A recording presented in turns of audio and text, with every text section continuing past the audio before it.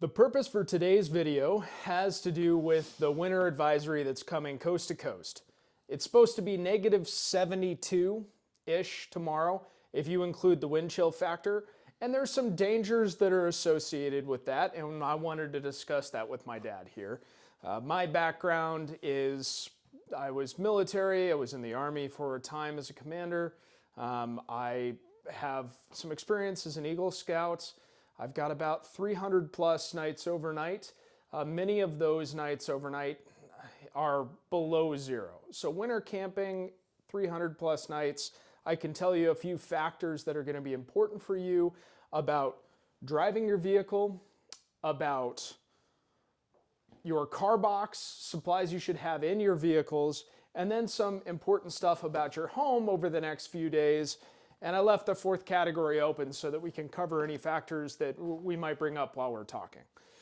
So my dad's experience. Dad, I'll let you give an intro on yourself and your experience in winter conditions.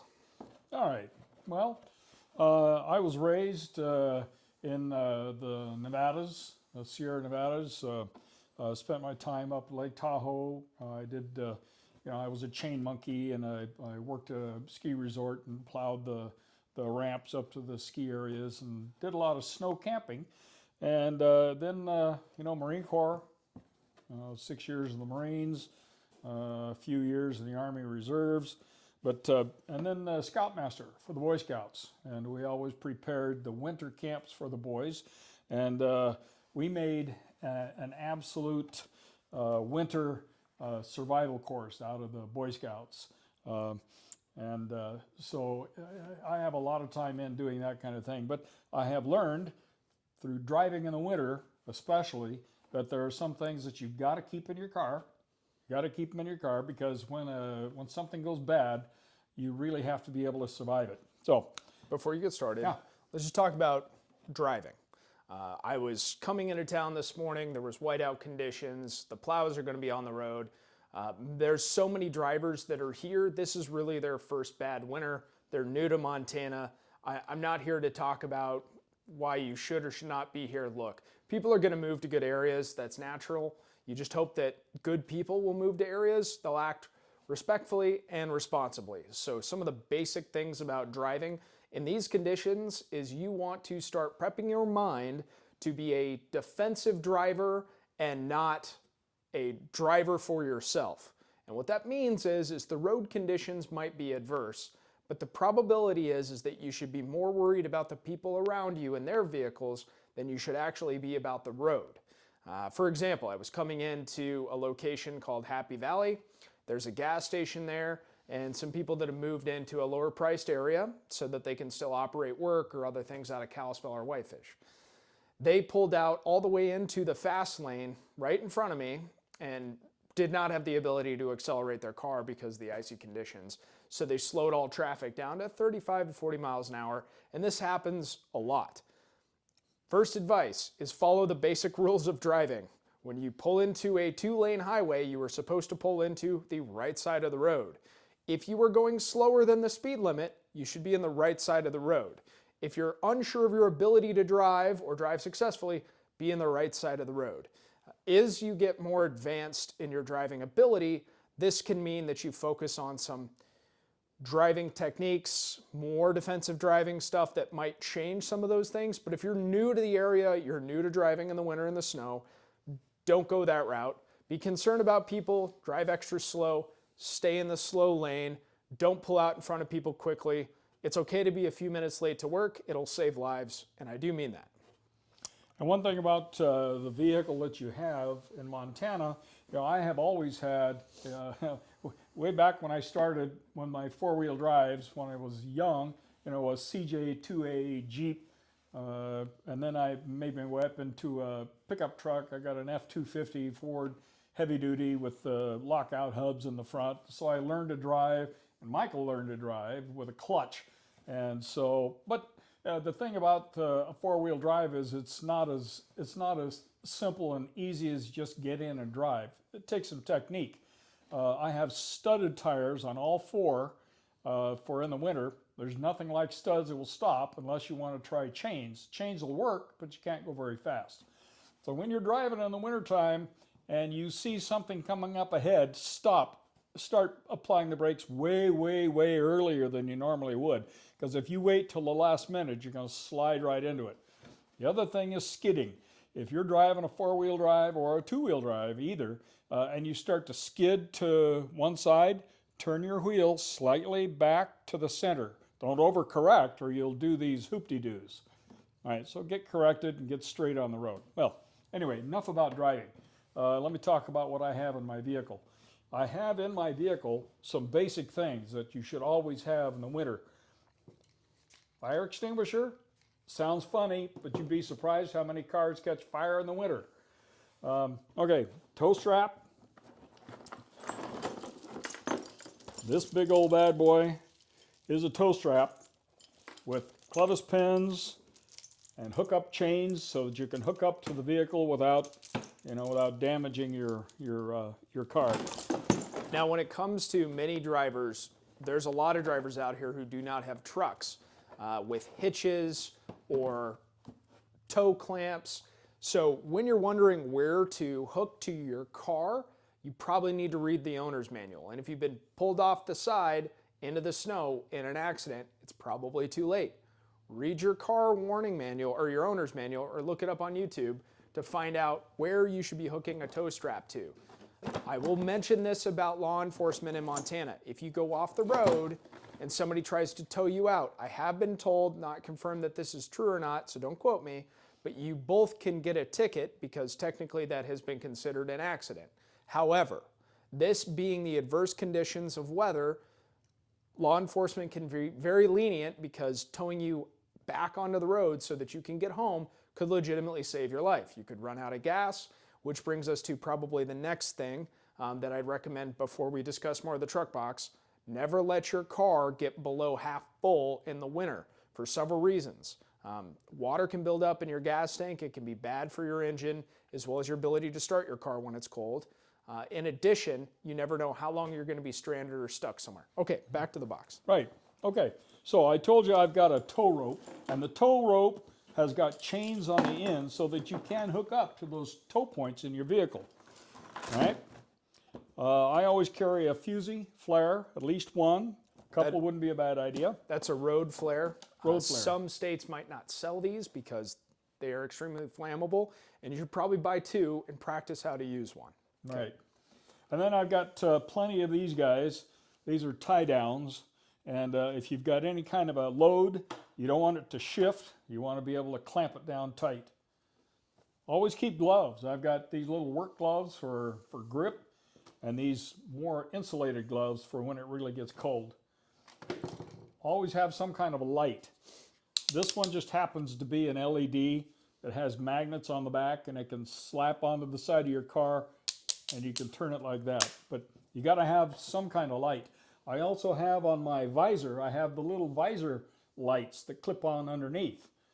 Some of the headband lights are good too, but always carry a couple of those in your car because when it's nasty and it's dark and you're stuck, you don't want to have to hold a flashlight on one side to work your jack or your tools in the other. So have a headlamp and keep it charged up. Got lots of other things in here that I always keep. Plenty of tie-down ropes, cords. And we don't have to go through everything in this box. These will be really unique to you, but some of the things that you need to have are like these basic tools. Something that's tucked away in other places in this vehicle is a water source. You need to have some basic water and something to nibble on because you don't know if you have to push your car. Okay. Yeah, I also keep this little roll of tools. I made this out of canvas, but this has the basic tools in it. Screwdriver, channel locks, crescent wrench, and an assortment of other stuff. Always keep good tools in your car because you never know what you're going to need there. Okay. I think Is that pretty much it? Yeah, without getting into the weeds, that's pretty much it, what I've got in there. The other thing you can consider carrying is a med kit. Some people don't like to carry them because you have to replace bandages after a few years and things like that. But even if you just go to Safeway and you buy a box of Band-Aids and just like a ace bandage wrap and some gauze, simple stuff. A lot of like convenience stores and things will have their basic medical material, and you just never know. Even when you're out in the cold trying to put this stuff together, you get a cut on your finger and it's bleeding. If you get the inside of your gloves wet with blood, you can get serious frostbite. Has happened. Okay, let's talk about your home. So we've talked basics about driving, because most of you are still going to try and get to work. Stuff that you should have in your car. Whether or not something happens, it's just always good to be able to have this stuff. You'd be surprised how much you start needing things. Your house. Okay, during the cold winter, especially when it gets way negative. Without wind chill, it's supposed to be negative 29, either tomorrow morning or throughout the day. And at those temperatures, certain things start happening. And what I mean by that is pipes can freeze, things in your houses can stop working, like your heaters. You need to start taking some basic precautions so that those things can potentially have plan Bs. So if your furnace stops working, you will not be the only one in the area, most likely, and the chance that you're going to get somebody out to help you out to fix it might be limited. If the heater's out, a lot of the times your power's out and some of those other things. It's great to have a natural gas powered heater external to the house to power your house, but they're expensive. They can be 10 grand to buy and another 5 to 10 grand to install. So one thing that I've seen some people do is they have some of those Mr. Space heaters, or you can buy them even at like Nelson's Hardware or Ace Hardware, where they have those tall, domed, propane space heaters that are meant for like, you know, an outdoor seating area in a restaurant. Those can be great. I wouldn't recommend bringing them in your house. And even the small little propane tank fed Mr. Heaters, there's some dangers associated with that. But if things get very dire, that's a good thing to have. This gets me to the most effective thing you can do if your supplies go out. Have on hand somebody you can call who's a mechanic, a plumber. Get friendly with somebody who is handy, naturally handy, who you can call if things are starting to go dire, who can give you just some phone advice, because even knowing what to search for on YouTube may not be your friend in the time of need.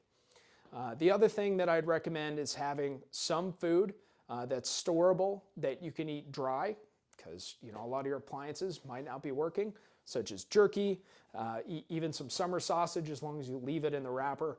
Things like that that'll give you good fat and protein content and be able to have no matter what the situation is. Also, I'd highly recommend that you guys consider making up a plan that you can print out and discuss with your wives or your husbands or your kids, and have it someplace in the house in case anything goes wrong. I didn't mention jumper cables. This is probably the one unit that I use the most in the wintertime, and it's always to jump somebody else's car. So with jumper cables, you've got to remember that there's a positive and a negative, and you need to know where on your car you can plug in the jumper cables to jump somebody else's car. Now, you always plug in the positive side first, and then the negative side. If you do it the other way around, you plug in the ground, then anything that you bump against will arc on the positive side. So just Okay. So for the house, other than maybe trickling your water, if you're concerned about your pipes freezing, leave just a little bit of running water on all your faucets in your house. It doesn't have to be hot, it can be on cold, but as long as you're running water continuously through your pipes, that can help prevent freezing. Is there anything else you'd recommend for the house for people? Well, I think with houses, they're so site specific. Every house is different, but running a little water through the pipes wouldn't hurt. If you have a chronic spot that always freezes, you can wrap those pipes with heat tape and plug that in, and that heat tape will keep that entire length of your pipe thawed. Those are great. The other thing is when it starts to snow, like today, it's blowing snow, and the snow will load up on one side of your roof. If you have a roof rake that you can pull those snow drifts off your roof, it'll be better. The other thing is I always plug in heat tape. I've got heat tape that goes up and down on the first 4 feet of eaves so I don't get ice dams. And that the heat tape goes around and goes down my gutter and all the way down through the ground. What that does is it keeps a channel open so that when you get those thaw spells, the water coming down the roof won't freeze over the eave. That's what an ice dam is. The water runs down, the belly of the eave is exposed to the air, it freezes, forms a big chunk of ice, and that dams water back up and it runs into your house. So avoid ice dams if you can. The other thing I'd say about your house is probably going to include your animals. You need to be aware of what temperatures your animal can live in. I have an Alaskan Malamute bred with a natural Montana wolf. The dog is very comfortable and actually really enjoys cold temperatures, but even now, I went down to Murdoch's and they sell these ceramic heat pads that are designed for chickens and chicken coops, and they're a lot safer than heat warming bulbs or anything like that. I put that inside the doghouse at the very back corner. You don't want it too close to them because, again, when it hits -70, when I'm home, I always try and let my dog in at super cold temperatures like that. Anything really colder than -15, I start to watch my animals more closely. But just be aware of that. Chickens, this is the time of the season where you really just need to put them in a secure area, close the doors with a lot of grain, and just check their water every 24 hours and check on them. Hopefully they make it. Another thing I didn't mention about cars, you always keep a snow brush or a snow broom in your car, always, because when you get out to hop into your car to drive away, if there's snow on the windshield and you use the wipers, you got a little hole to look through. Clean that stuff off your windshield. The other thing is snow piles up on the top of your car. Pull that snow off the top of your car, because what happens is you take off and you're rolling down the highway and the wind gets under that and it takes a great big gob of snow and blows it off right into the windshield of the car behind you. So be kind, get the snow off your windshield, get the snow off the top of your car before you drive off. All right, this will be the last subject that I just want to cover very briefly. There's a lot more in-depth things that I could talk about, but this really isn't a channel dedicated to preparedness, winter survival, or those things. This is just the basics. So what I will say is when things get this cold, certain things start happening and people get either a level of overconfidence or a level of ultra fear, and neither are good. You need to be prepared that it's dangerous and you need to get the right equipment to wear and use so that you don't die, and you need to practice with that stuff. But if you're reasonably cautious and careful, you have a good jacket. First rule of thumb is no cotton. You just shouldn't have cotton. You should have good boots. Kenetrex are very comfortable and they're very warm. They sell over boots. I know a lot of people like the muck boots. They're great. But at these temperatures, water is your worst enemy. And that can come from either melting snow, it can come from body sweat, or it can come from even spilling your drink in your lap as you get out of the car.